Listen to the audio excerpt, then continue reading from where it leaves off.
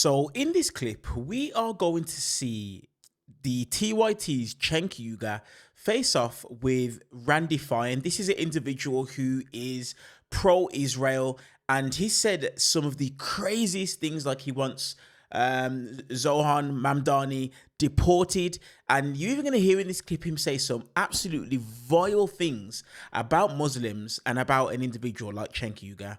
Now, just so that you guys know, there is an advert that Piers plays in the middle of this. I will skip over it so that you guys can just see the exchange in of itself, and then I'm going to give you guys my thoughts towards the end. Let's get into it.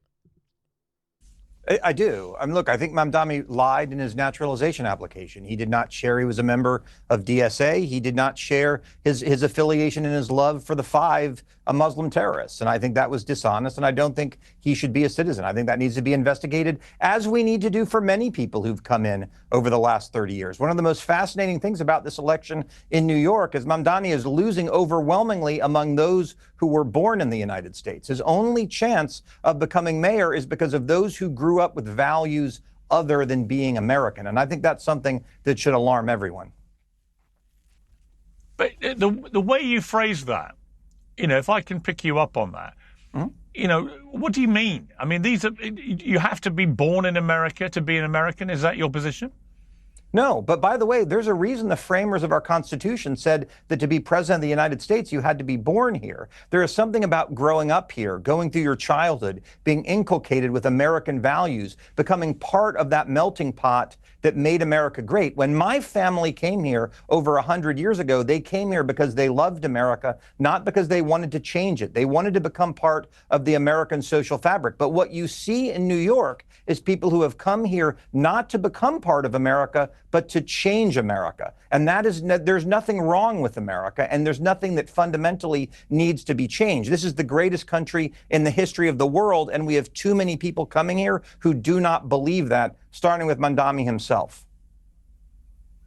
You said yesterday that Cenk Uygur, one of our panelists today, is an invader. What did you mean by that? I think it's a great example. I actually talked in that post about Mamdani. I talked about Ilhan Omar. I talked about the gentleman you recognize. These are all wealthy foreigners who moved to the United States and then constantly talk about how bad it is. He made a post saying, I should be deported to Israel, that I have dual loyalty.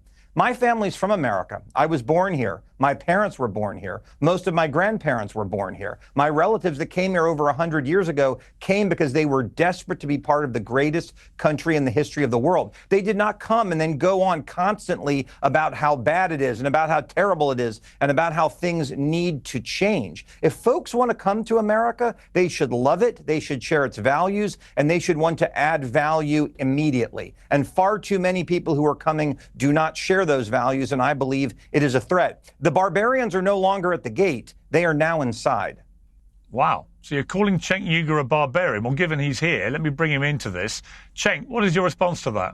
Yeah, no, I don't mind, because I agree that there are barbarians inside the gate, and that's Randy Fine. Randy Fine is a sick terrorist sympathizer. In fact, if he wants America to do terrorism on Israel's behalf, he has said we should nuke Gaza. That's killing millions of innocent children and human beings and civilians, but he doesn't care. He only cares about Israeli lives. By the way, the Israelis have murdered now nearly a dozen Americans in the West Bank. No accountability from our government. And people like Randy Fine say we owe Israel. We owe Israel a genocide. We owe Israel $300 billion.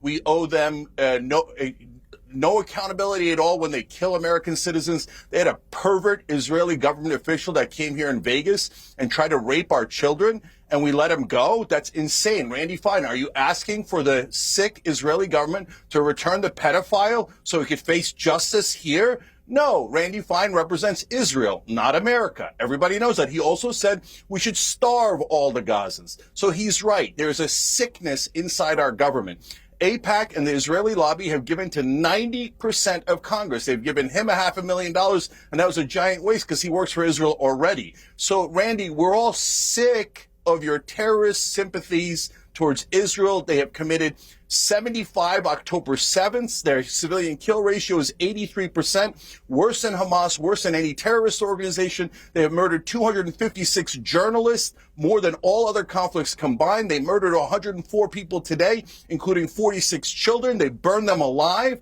And we're sick of Israeli terrorism, and we're sick of people like you forcing good Americans. I love this country. I didn't come here to be a occupied territory of Israel. I came here because I love America and the freedom and the equality and the justice that comes with it. If you think your grandparents who came here were not loyal to America, that's your business. But no, most of the people that come here come because we absolutely love this country and not Israel. Why don't you go to the Knesset, brother? Everybody knows you love Israel and you despise Palestinians and you love Israeli terrorism. Why don't you move to Tel Aviv already? Okay. All right, Cenk. Let Randy Fine respond. Randy. Well, thank you, Piers, and thank you for the surprise debate. I actually enjoy that. Look, there's a concept in Islam called taqiyya where you're allowed to lie in advance of your political views. And you just got a great crash course. All of those things were nonsense. But the notion that I am more loyal to Israel than I am the United States is part of it. Israel is fighting a war of civilization on our behalf. The reason we need a Jewish state of Israel is because of the Muslims that surround it. And so I stand with Israel because I believe Israel is fighting the same fight that we have here in the United States, the same fight that people like Mandami and Cenk, wealthy Muslims who move here in order to change the complex and the nature of our country, are going to do it. And I won't apologize for that. I am very proud of my views. I'm very proud of my faith. I'm proud to be the first member of Congress in the history of the United States to wear a yarmulke, which you may be able to see on my head. And I know that drives them crazy because we're not supposed to do that. But they gave me the nickname the Hebrew Hammer for a reason, and I'm not going to be afraid to use it. Oh, but Randy Fine, when you said I don't give a shit, hang on, Cenk.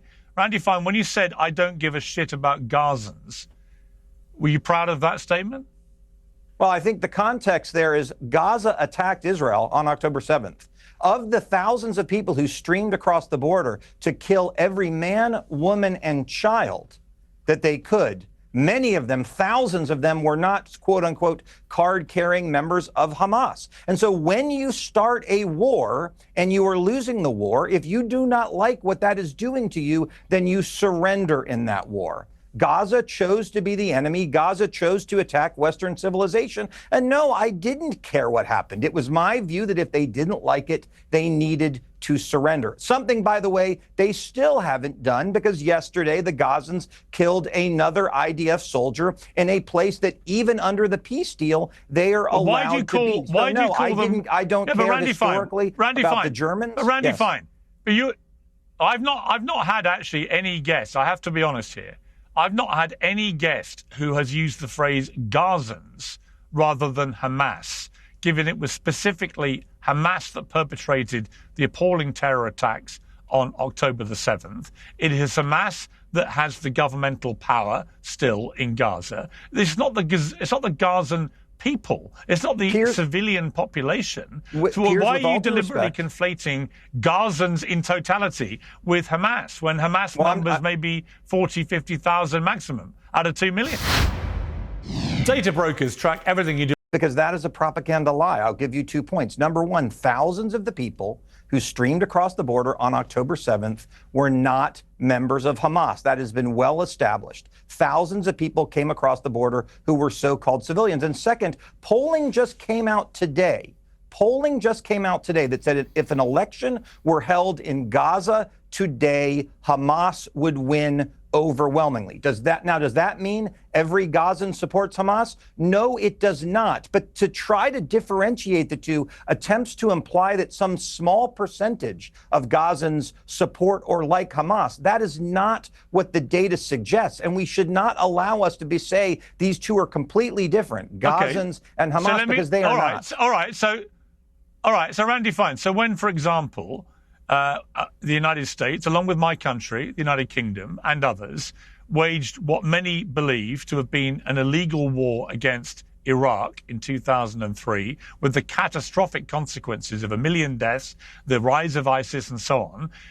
Is your position then that in that circumstance, every single civilian American is equally culpable to the military that waged that illegal war, and therefore any repercussions against any Americans on mainland America would be justified.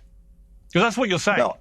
No, it's not what I'm saying. But I would note in the war that Israel has fought against Gaza, the percentage of civilians who have died versus the percentage of combatants is far lower than we saw in that war. Yet the outrage perpetrated against Israel in a war where almost 1,000 IDF soldiers have died in order to minimize the casualties in Gaza. If Israel had wanted to wipe Gaza off the map, it could have done that, but it didn't because it wanted to minimize the death that was over there. The only difference between Gaza and Israel is Israel has the capability to do what it is accused of and chooses not to. Gaza does not have the capability to execute the genocide that it wants to because Israel stops it. That is the fundamental difference between the two sides.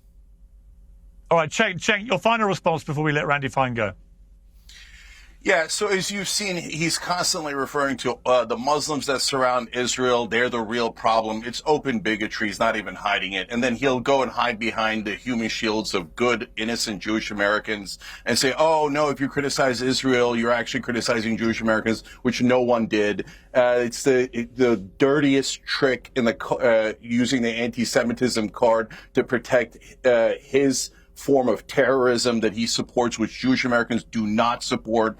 And so he says it's okay to kill the Gazans, which is collective punishment. He's not only said to nuke them and starve them, but he just said it right here on this air. He's a deeply sick man who wants to put a moral stain on this country by forcing us to fund the genocide of the Palestinians. They have already done 75 October 7th, but it's never enough murder for Randy Fine. They've already killed a stadium full. Imagine 20,000 murdered children lit on fire. Their heads exploded. Israel did all of that.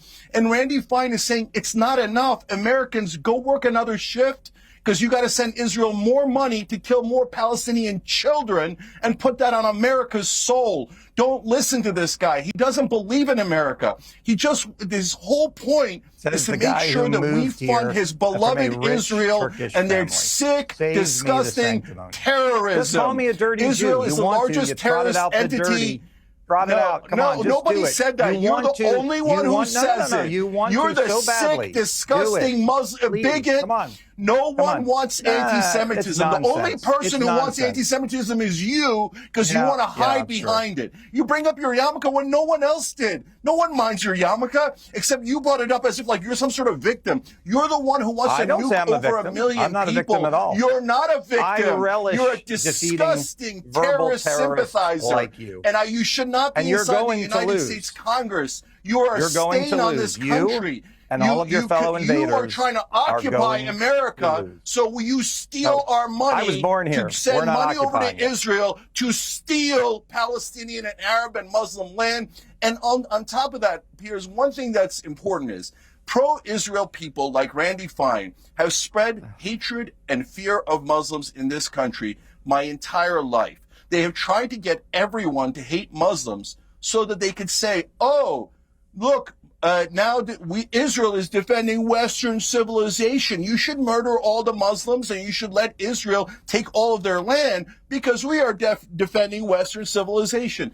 And then they have the audacity to complain about anti-Semitism. Do you mind if I make one closing remark? They are the biggest bigots in the country. This is a literally for mass murder. Randy.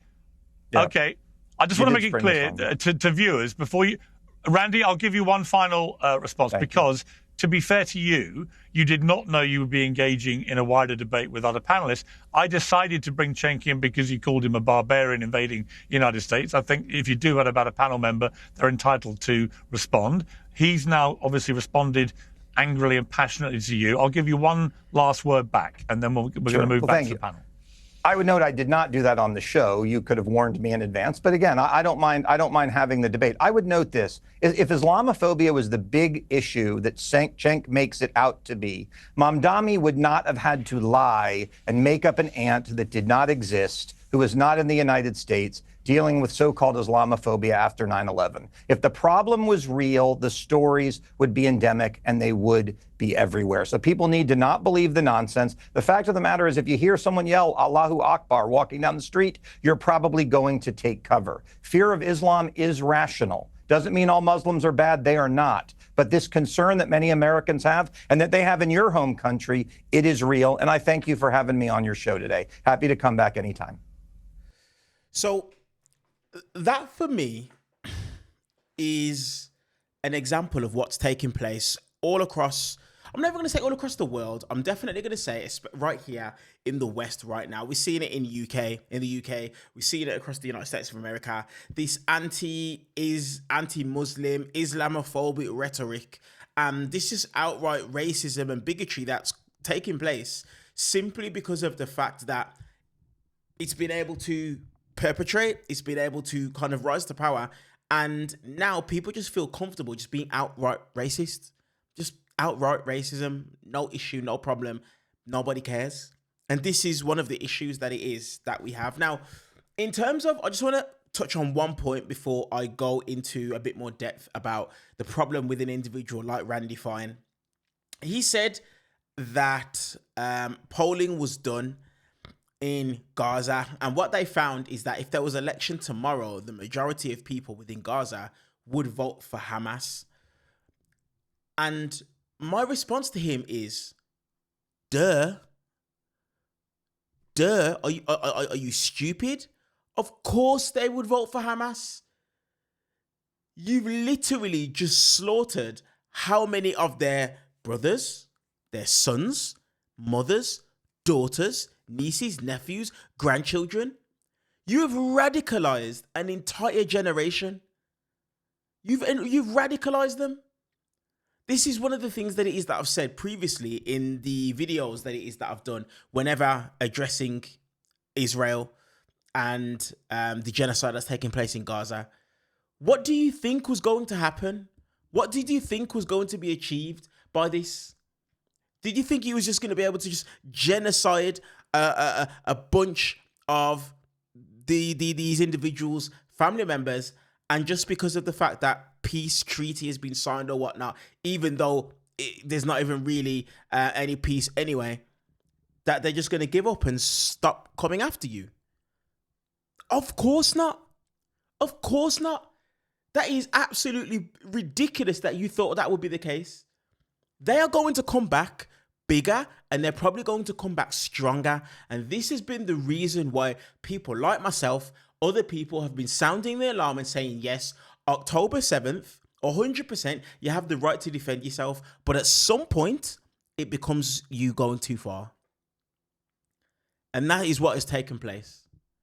A genocide gone way too far, killing way more civilians than you are combatants. Now, the thing for me is I've been seeing a lot of this Randy Fine guy on Twitter. I've been seeing a lot of the rubbish that it is that he talks, the Islamophobic statements and labeling Muslim lawmakers as terrorists and implying that an entire religious group is a threat to the United States of America. But Cenk said something that is 100% true. Randy Fine said that because he was born in America, he has American values. But this is an individual that you see, he is more Israel first than he is America first.